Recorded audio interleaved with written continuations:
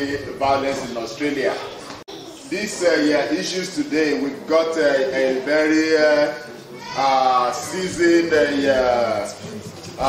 public speaker, a professional to be called by the name of Mrs. Sumaya Sadiq Ojibara. Mrs. Ojibara, she's a Nigerian African Australian Muslim counselor, psychotherapist, life coach, motivational speaker, mentor, social entrepreneur, creativity consultant, poet, award-winning writer, and author of several books. And please, this is just not just a word of mouth. If you follow her on Facebook, you know what I'm talking about. Yeah, she if you have not been following her on Facebook or other social media platform, you need to start tonight. Yes, you need to start tonight. It's not too late. You gain a lot from her. So she is a mom, very important, and she's also a wife, and she's not just a wife, she's a working mom. She's the MD CEO of Contracts, a communication counseling and creativity firm in Australia, and managing director of a private counseling practice, Deal Counseling, a service of Contracts, and Mrs. Ojibara is a trained therapist with a postgraduate diploma in counseling and a master in counseling and psychotherapy. She has more than 2 decades of combined years of experience in non-formal and formal counseling and coaching in Australia and overseas. She works with a diverse range of people across cultures, ages, and in a number of areas. Some of the work include school-based counseling, family relationship, and domestic violence counseling as well. So please put your hands together to welcome them. Thank you very much. I'm told that this is needed for the camera, but I'm sure you can hear my voice. Yeah? All right. So thank you for the beautiful introduction, even though I wrote it myself, but anyway. But the first thing I'd like us to do, is we've been sitting down for a while. So let's get up and have a bit of a stretch, and then we can get started. Just a bit of a stretch. So this stretch, what I'd like you to do, I know some of us are still eating, and we've only, the jollof rice is still making its way all over the body. But I want you to see if you can spell your name, the first letter of your name with your body. I want you to, so that's a bit of a cheating. You have to move your body. First of all, for Sumaya, this is Sumaya, like that, like that, like that. So that's S. I just wrote S. I want you to move your body. Okay, yeah. I'd like you to move your body so that, you know, I'm not seeing people do this. Okay, what is Mr. What are you, Mr. Magino? What did you spell? Okay. All right, let's have a seat, please. Okay. That's a nice one, man. Now, in true Yoruba style, what I should start with is by doing a low titi. Because the truth is, family violence is no laughing at all. It's a pretty heavy subject. And what we're trying to do is to talk about this in 45 minutes. It's something you need a day or 2 or more even. So, the first thing is to be aware of things that might come up for you as we're talking. I've tried to keep it, I've tried to put it in such a way that as much as we can, we will manage our responses that we might feel within us. Because everyone has a story that can be triggered at any time. So if you find that some of the stuff we might bring up in the course of talking, people sharing, things come up for you, what I would generally encourage you to do is that you can move away and just try and compose yourself, maybe at the back or outside, get a bit of air and then come back in or drink some water, because you never know. And because of that, another thing I'd like to say, even though this is being recorded and is in public space, obviously if you're sharing and you feel like what you want to share is something really personal, I would definitely encourage you to pull back in terms of the details and just be aware that this is something that is being shared in a public sphere. But if you're comfortable to share and you believe that it's something that can be potentially beneficial to other people, please go ahead and be generous in that way. So that's a couple of things I just wanted to point out. Now, when we talk about Yoruba cultural values and family violence, there's just a lot about it that, I mean, we could unpack in many different ways. But I thought I would start with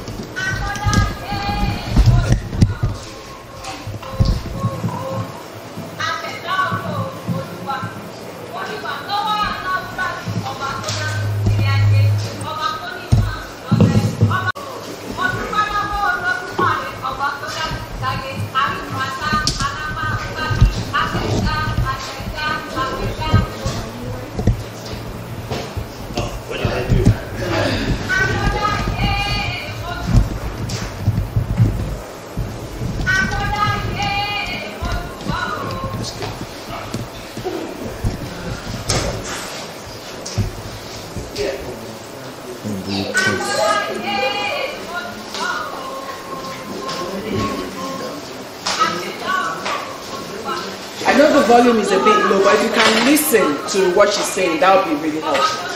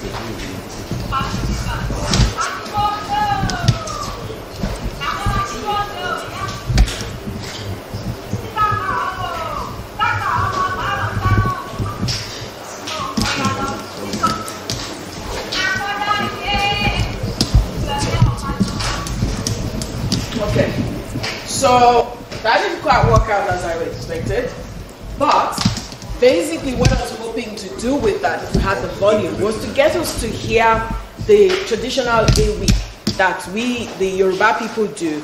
We speak and we render for a number of reasons. And part of what that does is that it allows us to start to connect with the ideas that are enshrouded in some of our traditions.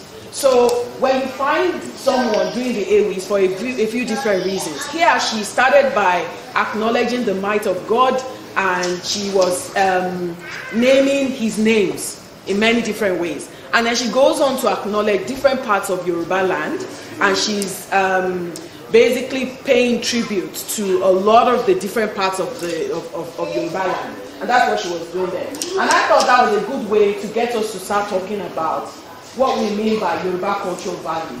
So this is where I would love you to participate. Now, there's something I usually like to say at the beginning of any discussion or facilitation. For me, numbers are important, but it's more about the quality of what you're receiving that matters. So if you've come here today, that shows commitment. It also shows that you're willing to receive what is being said to you, and then you take what resonates with you and utilize it in a way that matters for you or for your life. So I'd really like you to participate in this. So let's start by looking at, when you talk about Yoruba cultural values, I've just picked two. I've picked the concept of roles, and when you talk about roles, you talk about you as an individual, and you talk about gender, men and women. So clear distinction. And then we're talking about respect, concept of respect as well. Now, the woman, part of what she was also doing in that erudition was basically she was showing and talking about different traits and qualities of different groups in the Yoruba land. So that's what she was doing. And I thought that automatically leads us to look at the concept of respect and to look at roles. So let's start with that for starters. What do you think when you talk about the role of a man or a woman in Yoruba tradition? What's the role of a man based on your own understanding? Mr. Obaduna, it looks like you want to say something. A man is seen as the head of the house, yes, the breadwinner. He is also the security for the house, so protects the wife and the children. Okay, so a protector and a provider. Yes. Okay, good. Anything else? What about the woman? What's the role of the woman in Yoruba tradition?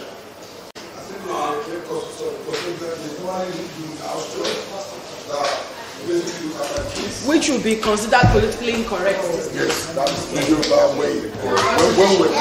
So the woman is kind of like the home carer, but you started by using the word custodian. What do you mean by that? No, I wanted to say, like, the basic answer is that she owns them. She's the boss in terms of that. She owns, like, in our way, in our time, she owns the kitchen, kind of. But this is where I call my office. So I'm in control of this. So what goes on in the house, not really the main rules, like house cleaning and stuff, she's in control. Like she's like the official boss in that capacity. In that capacity. Thank you. Any other ideas and thoughts? Yes. I think she's a keeper. A keeper. Tell us a bit more about that. I mean, a keeper is, I don't know, she has a lot of responsibility. I mean, it's a value, I think, and it's also a compliment for a woman to be called a keeper in terms of how they can hold everyone down. Are you married, sir? Are you married yet? I have been married, yes. Because we want to go and check with your wife to be sure that this is aligned. I love the word you use when you say she's a keeper.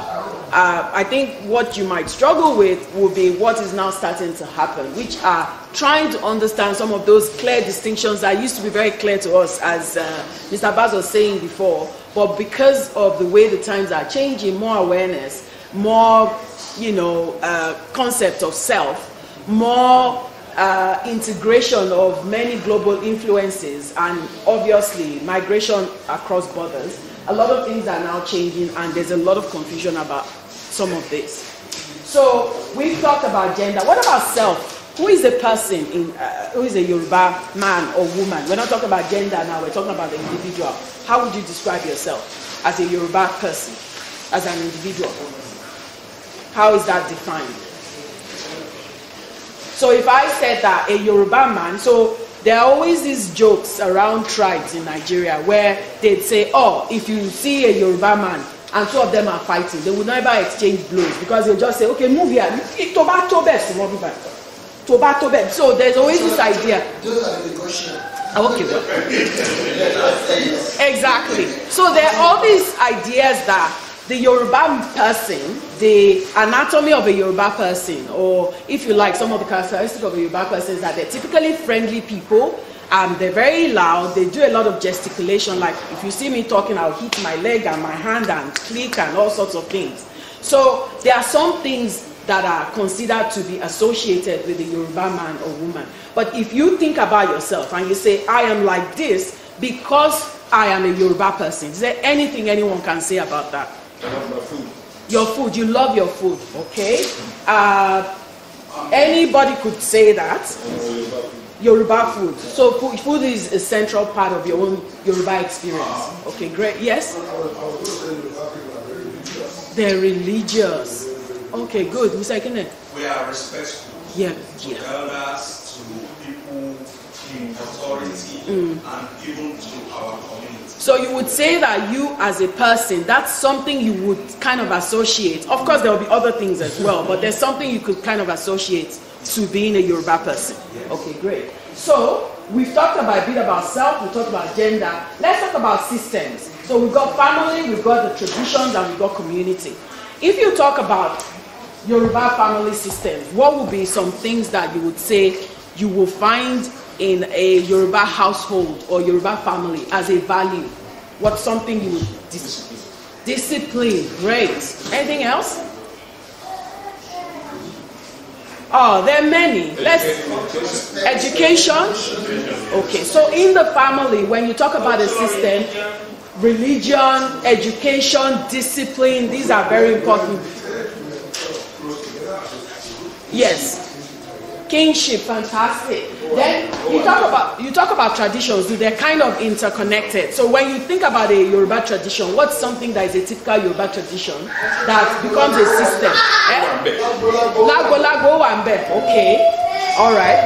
That's an option. We like partying. Partying. So which is the lago lago? Anything else? We are loud. We're loud. Okay. What I want you to think about though would be tradition. What's a Yoruba tradition that you can think about? Okay.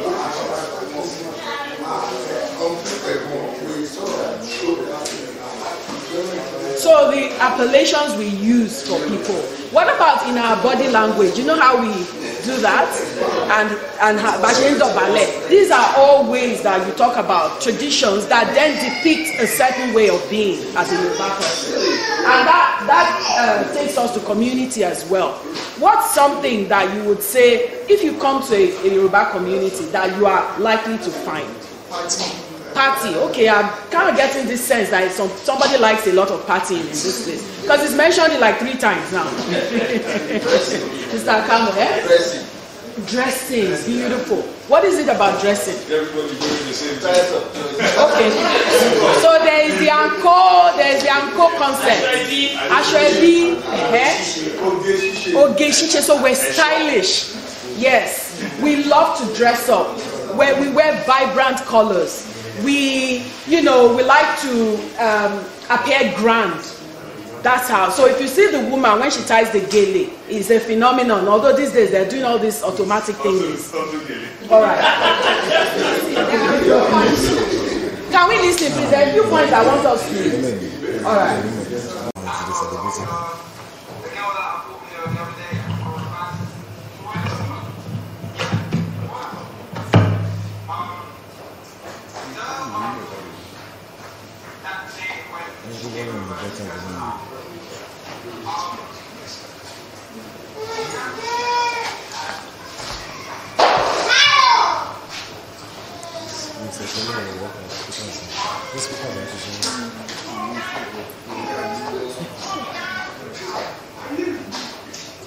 The block of the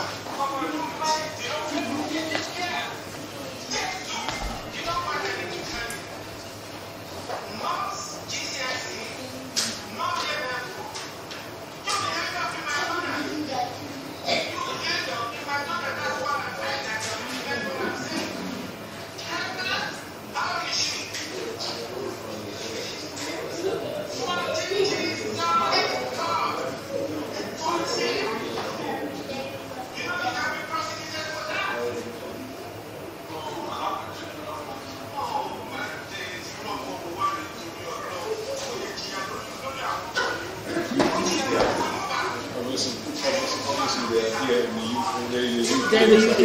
Because if he was in Nigeria, we would have chopped it off already. I know.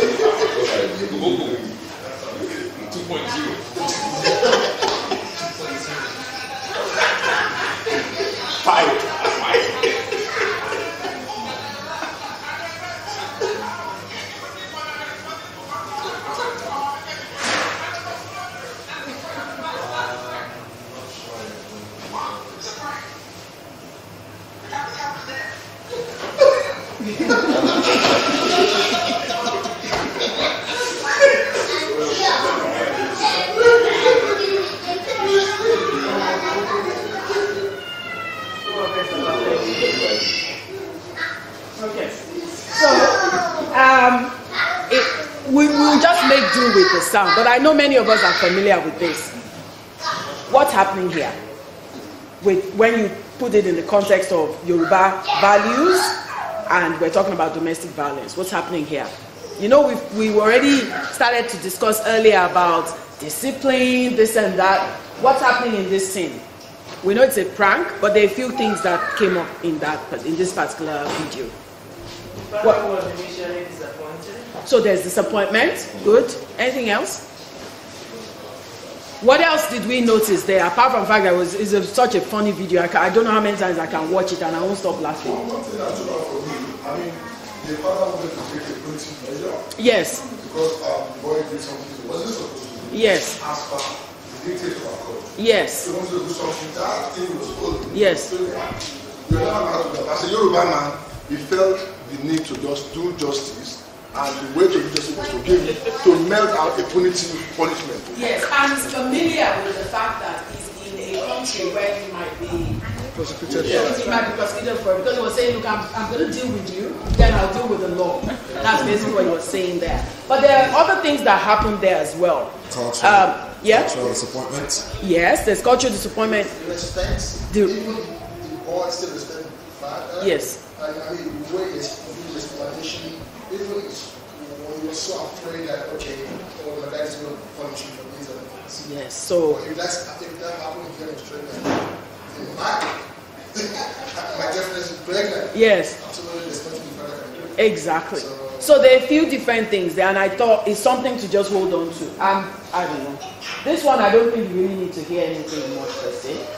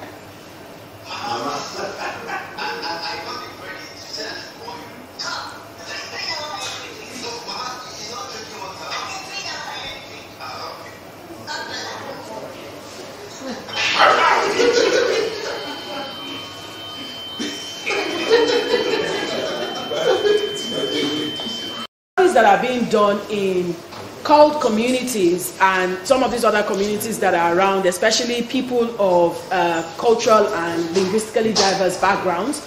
Essentially, the data is not really coming in, but what we're finding is that there are many people that are finding themselves in family courts facing issues of abuse because they didn't understand. I remember there was somebody who I used to know back then. She lost 2 of her kids. She's from another African community because in the language, like in Yoruba, we might say, or I will kill you. That's what it translates to in English. It's more of an exaggeration of the degree of punishment you're going to get. It's not a literary meaning. So in their language, there's something similar. But she took it to another level because she would usually show the children a weapon in the kitchen, something that became a weapon. So the kids were scared. They went to school one day and they were looking very worried and they told the teacher, I'm scared, my mom is going to kill my big sister, and that was how the process started, and she eventually lost the kids. Wow. Yeah, she did. So the reason I'm talking about this is that seems like an extreme case, but some of us as parents So I'm even just talking about children now. Some of us as parents might say, look, if you do X, Y, Z, I'll belt the living daylights out of you. And in the process, yes. And in the process, what will happen is, because the child is so intimidated, the child might hide any signs, because to follow up with the belting, the parent might say to the child, if you tell anyone, you know, and things like that. There's a lot of all kinds of memes and things around it, but this is a pretty serious thing. Now, when you now talk about the partner violence, you think about going back to roles. My husband is not my father. But then in Yoruba tradition, how do we define husband? No, not even Okomi. Baba ẹ̀ olówó orí ẹ̀.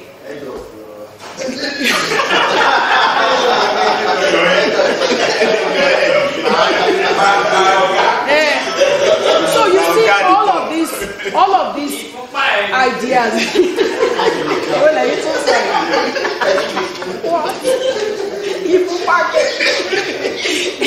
So all of these ideas, they feed a perception of the roles that we have. So if a man, I watch Yoruba movies, I don't have a lot of patience for them. Sometimes I watch 5 minutes and I had enough.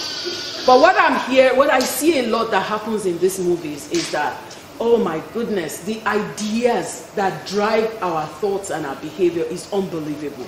So I want to invite you, just really quickly, some of the things you've heard about men or women. So you might hear someone say, oh, you know women, they're not smart. Or they might say, oh, you know men, they are, you know, they can't, it's PG, so I can't say that.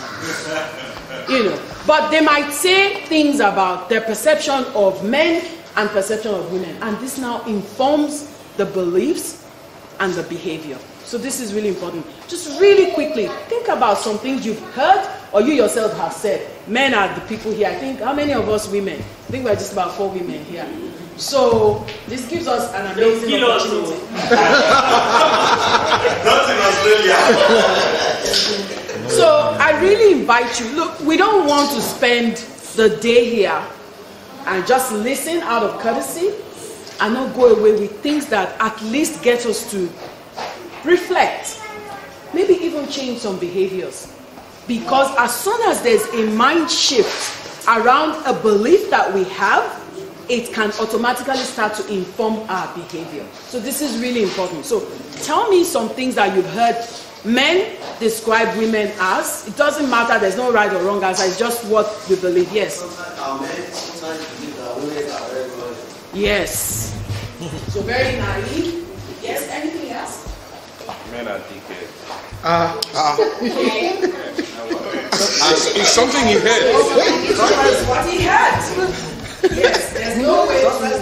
I mean, do you... At times some men believe that women are very evil, you know. Yes. Sometimes they believe that they're very smart. Yes. And they pretend to be like. Yes. So you hear things like, oh, you know, women only know money. Or you might hear things like, oh, you know, women are not, you know, they don't have a lot of energy or strength, you know. Emotionally unstable. Why are you saying it so well like that? From experience. I didn't say that.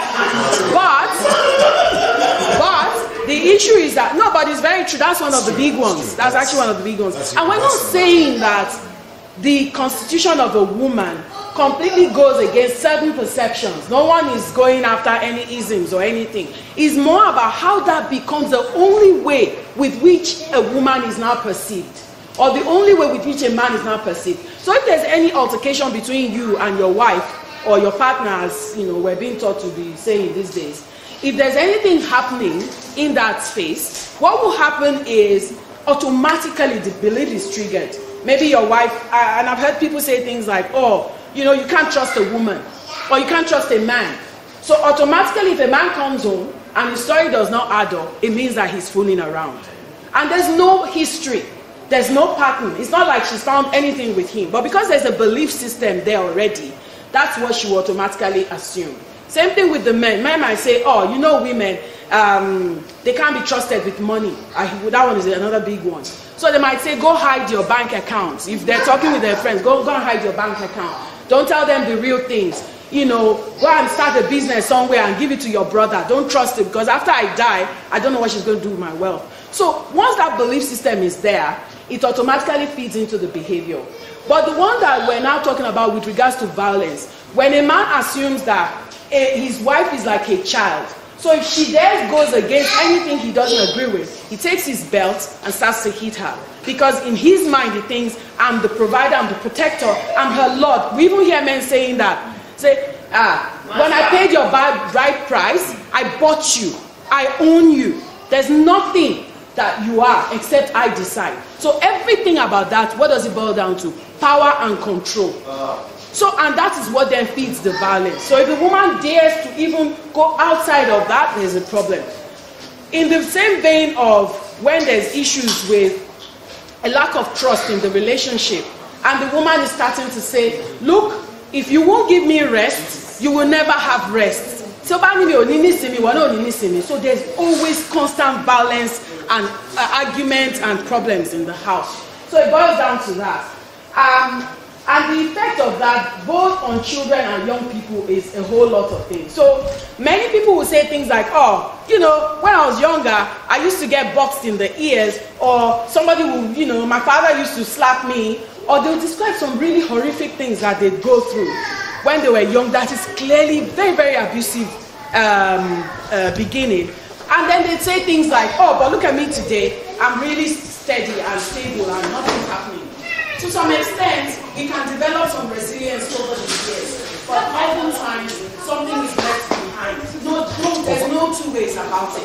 It's just a question of when we now become maybe grown and the personal work we do on ourselves that can then allow us to maybe process it or cope with it, or just basically engage with it in a way that allows us to continue through life without being beaten down by it. But many people who later on take on behaviors, or you just see them that, this person gets annoyed so easily, this person has a rage. Some of it is a result of domestic violence.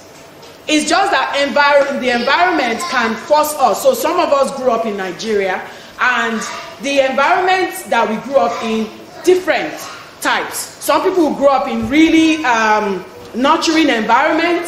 They're cared for. It's not even about wealth. You can find a family living in what you would describe as a really impoverished, but when they talk to the child, they might say, oh, well, mommy, why show you how you call me? The mother will be referring to the son.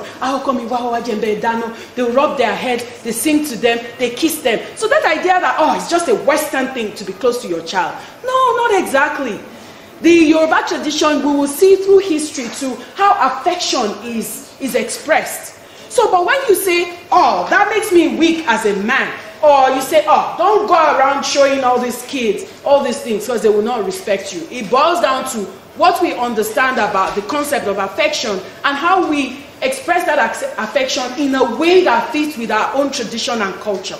So this is really important. These are some of the many different things that people experience. You might find a child just misbehaving in school, and you won't know that maybe it's the argument, constant argument that you're having in your home that is causing it. You hear people saying things like, oh, but at least it doesn't hit you. Oh, he just talks down on you. That doesn't matter. You'll be all right. I'm all right. About just on Nigerian. You know, so they kind of minimize it. They don't allow you to, be able to really express how or what it takes from you. Or things like, you might hear a man say, how can a woman claim that her husband raped her? Oh, I've got little ones here. Anyway, I will quickly skim over that one. But that idea, because they say, I own her, I paid her bride price, how dare she? But missing the point of the fact that there is forceful. When you talk about consent, we're not saying go write a document or a contract to decide. We're saying to have a loving conversation that is negotiated, where a woman has a right to say, not tonight. She doesn't need to come up with an excuse. She just says she doesn't want to tonight. But in a situation where the man automatically says, how dare you? How dare you? You don't have a right to that. That is where the rights are already being trampled upon. Same thing with kids. we forget. So there's often this idea that you hit a child and the child is crying. So what if the woman does that to possibly frustrate the man or abuse the man as a not man again and again and again? Is that a form? There's a whole conversation around it. And I'm conscious that we're not going to make it about that. I only mentioned it as instruments of control that is used. But one thing that is important to respond to that is it can be done both ways. But why the 90%, even statistics show it, that DV is more perpetrated by men is because of the obvious. A lot of the systems are created in such a way that the man has power and control. And when power and control is not used responsibly, what will happen? It will be abused. That's what it means. So there are just a few different things. So a child, you know, you hit a child and the child is crying, saying, the child is in pain. And you're telling the child not to cry. Say, why are you crying? I will give you something to cry about. And there are many kids that will testify to that. So they can't even, so they're in pain and they don't even have permission to even express that pain. So it's something that is piled upon. My son came the other day and he said,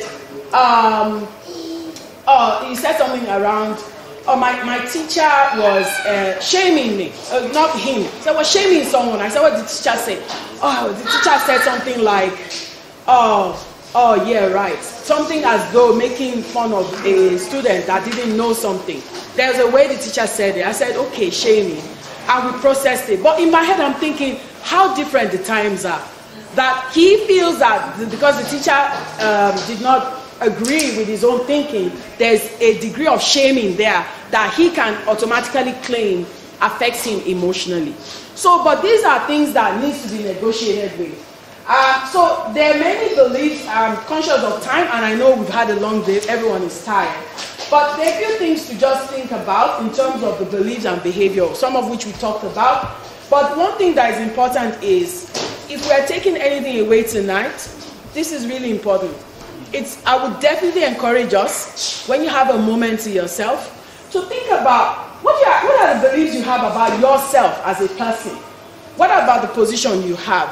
So if someone is able to describe the relationship they have with their partner as a partnership without feeling insecure about what that means, and they're able to engage with it in a way that allows them to say, okay, there's a partnership here. What's wrong with that? But in a partnership, do we agree that somebody can take leadership role in an area that they have the capacity to have that leadership role? Or are they able to say, okay, let's keep negotiating this, but ultimately, because in our tradition, the man is the head of the home, the boss stops at his door, do we agree that this is something we can work with? And then you work with what works for your family, but not something that just allows you to assume authority even when you're not able to and claim rights and without giving back the responsibility that are required. So this is really important. So have a think about it, your personality, position, the power you have, the place and your purpose. And then about others. What do you think about other men? So if a man says to you, oh, do you know that, you know, as they say in Yoruba, yeah, kuma dana for me for the past so days. She hasn't cooked for me past. Really? Chase her out. Get her and go and get a younger one. They say go and get a small one. Go and get a small wife or something. She will learn her lesson. We leave her our duty. Send her a helper. I know. So taking a big person out. So think about what your thoughts are with regards to men, women, children. If you believe that children are meant to just be controlled, that they don't have a voice, then clearly it will determine how you engage with your children. You don't have time. But this is such an adorable young man that is talking. Okay, let's see. It's just 2 minutes.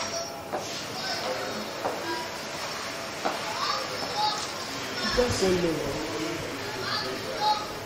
Okay, I think I'm going to skip it. Should I? Because of time? Okay. So let's now start rounding up. So then I just found 1 or 2 proverbs that I felt gives credibility and substance to some of what we're talking about a bit more. So the first one is what? Hello, Yoruba. Okay. Okay. So I know some of our Yoruba elders are here, so don't judge me too harshly. We shall put it down, you can understand it. But the point is, this is such a very, very important concept when you talk about trying to understand what our values are and how that can help in terms of either reducing violence or shifting our attitude towards it or just having more respectful relationships. So if we understand that, you can't give what you don't have. Okay, explain yourself, sir. Go ahead, please. You don't have money, you can still give the money you don't have. How? Credit card is You still don't have it though.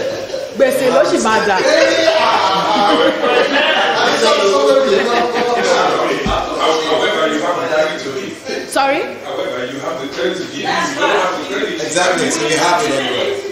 Get high five from here.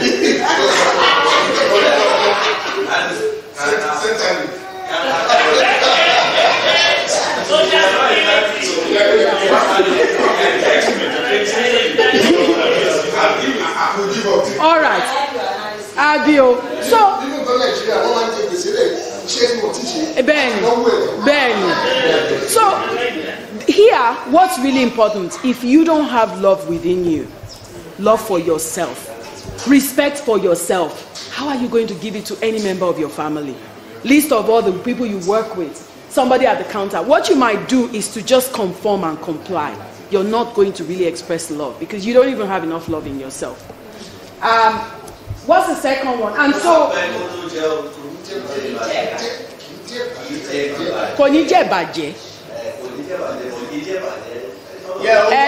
it's all okay. Yes. So what we're saying here, when you're talking about, say for example, child upbringing, is essentially patience, understanding that the work needs to be done. So if we're in a hurry to bring up our children in a certain way, especially in an environment that is very different from the environment that we've known, clearly what will happen is if we do not use that proverb to kind of regulate the way that we're parenting, we're going to damage them before we even get a chance to enjoy the value that they bring. This is the last one for this one.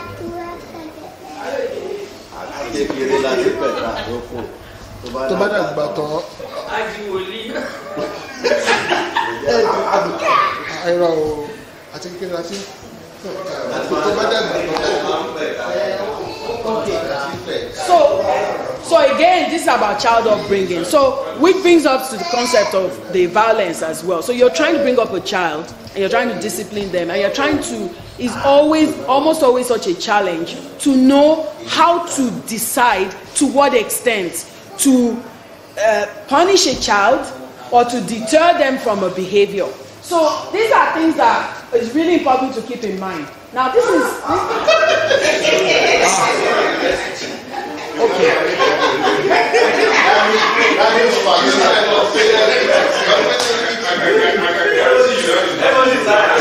That's what. It's not a Yoruba person. This was the scene in my house this morning.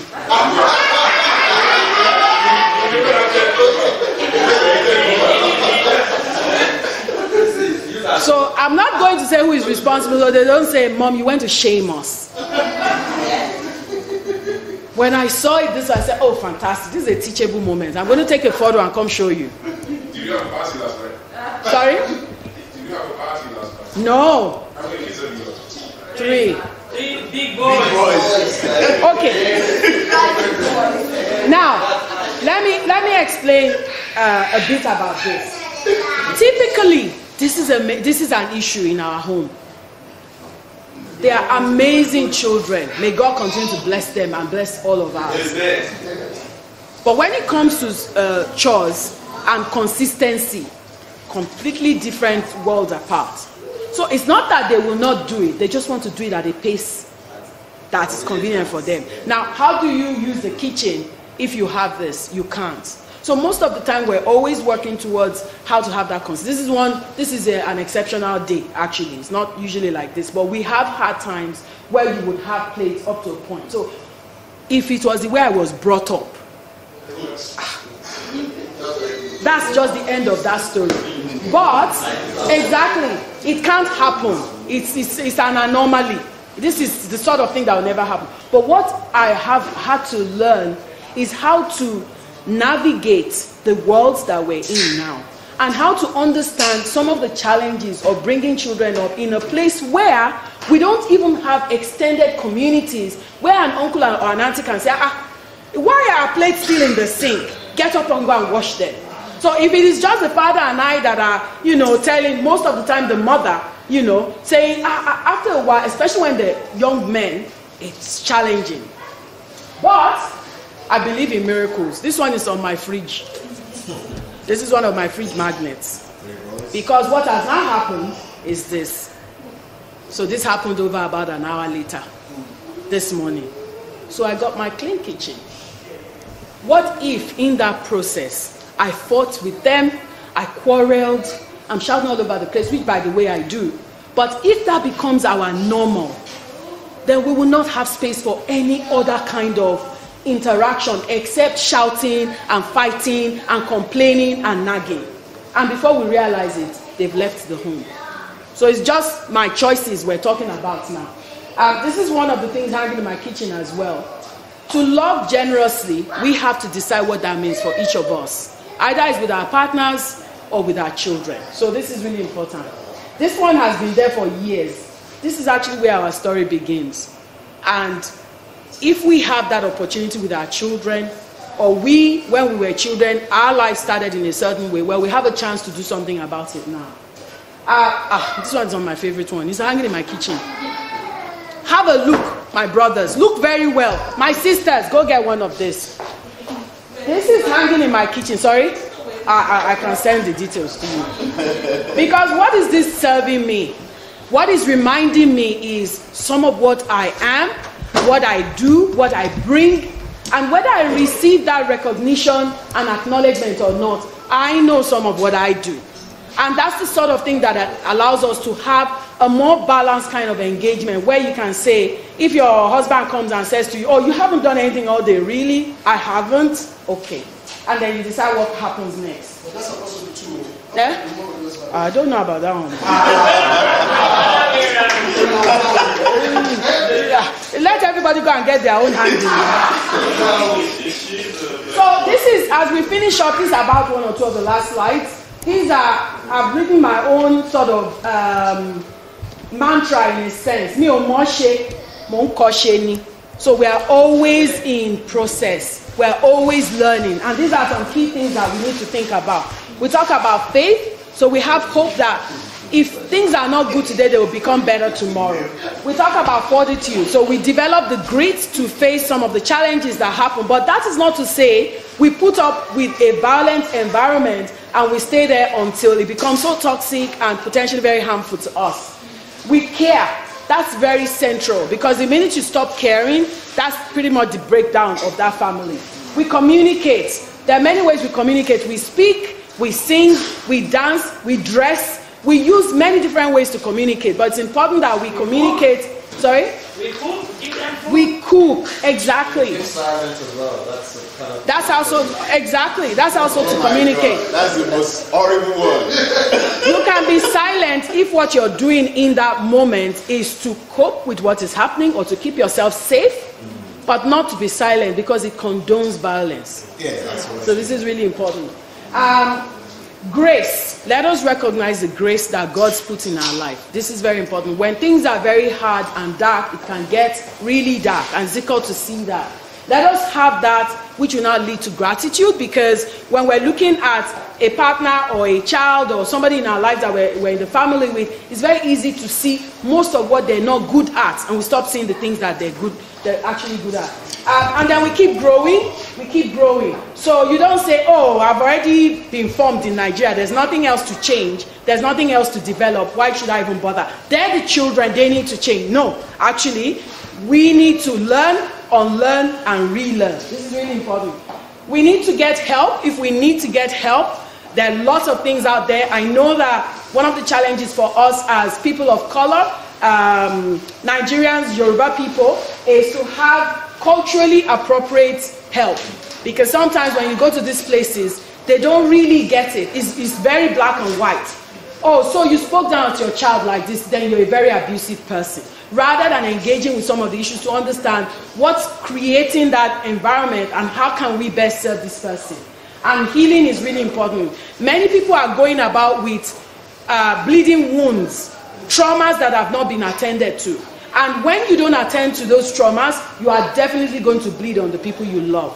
And sometimes the scars that we carry within us, they seem like they're healed, but they're not. All it takes is a little trigger. Your child says something to you, it triggers a memory in your head, you start hitting the child, and you're not even responding to what's happening in the moment. You're responding to maybe 20 or 30 years ago. So you need to heal. Connection is really, really key for us. The Yoruba culture, we've mentioned the connection is very, very important. We love to connect with people. We love conversations. We love to form friendship. That's one of the things we're known for. And community feeds into that as well. Thank you for your attention.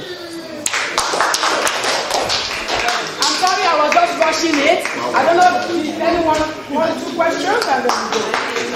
Yes. Thank you so much. We know we spent there so much. Thank you. So do we have any, yes. I don't have a question so much for Samaya.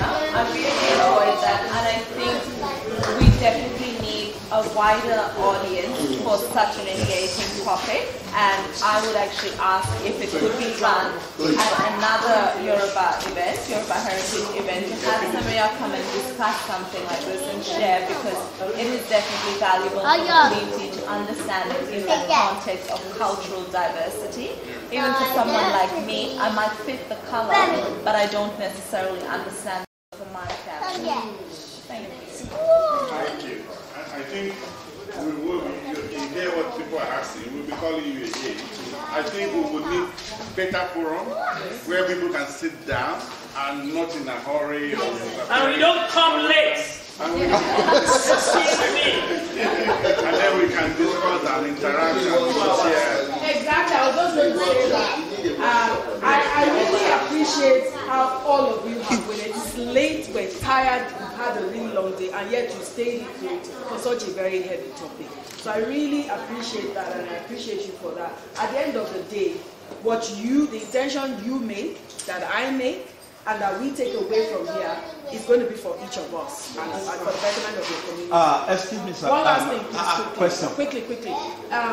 Another thing I really value and appreciate, I just love the connection that I see in the Yoruba community here. I've never been to a place where people will be discussing model rules and this and that, and they're taking time to talk about it. Nobody's removing their agbada or shoes or something. This is great. Because we are Yorubas.